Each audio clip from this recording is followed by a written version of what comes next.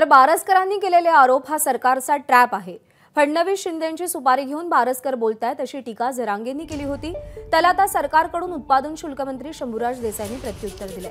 सरकारची यंत्रणा मोठी आहे, ट्रॅप लावण्याची गरज नाही असं शंभूराज देसाई म्हणाले।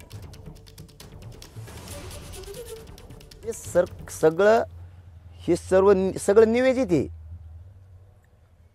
एका मिनिटात त्याला लगी लाईव्ह मीडिया बी आला मुंबईचा।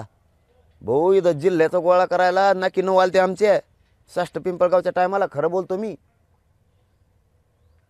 आणि तुला मुंबईचा मीडिया एका घंट्यात। संजय राऊत सारखा रोज बोलतो, म्हणजे संजय राऊतचं काय याचा अर्थ तो देवेंद्र फडणवीस शिंदे साहेबाची सुपारी घेऊन आलाय। लोक जे म्हणते तो 40 लाख रुपये घेतले खरं असू शकतं, मग आरोप नाही लोकांचा आहे।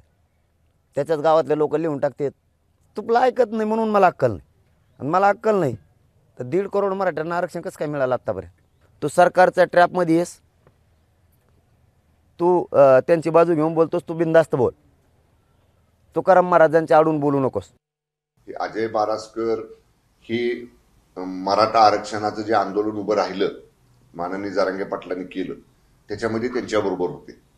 अनेक मोर्चात ते दिसले, अनेक वेळा ते जरांगे पाटलांच्या बरोबर आंतरवाली सराटीमध्ये दिसले। आता हे त्यांच्या अंतर्गत गोष्टी आहेत। याच्या बाबतीत काही आरोप केला आणि तशी तक्रार सरकारकडे जर केली तर सरकार त्याची माहिती घेईल ना, बाबा काय वस्तुस्थिती आहे। जरांगे पाटील साहेब यांनी अशा पद्धतीनं निगेटिव्ह विचार करणं थांबवलं पाहिजे। काय आवश्यकता आहे सरकारला ट्रॅप लावायची? काही गरज नाही ना आम्हाला। विधिमंडळामध्ये दोन्ही सभागृहात पारित झाल्यानंतर विधेयक महाराष्ट्रातल्या मराठा समाजातल्या 100% लोकांनी त्या निर्णयाचं स्वागत केलेलं आहे। तर परत परत आता लोकांना वेटीला धरणं हे थांबवलं पाहिजे। एबीपी माझा, उघडा डोळे बघा नीट।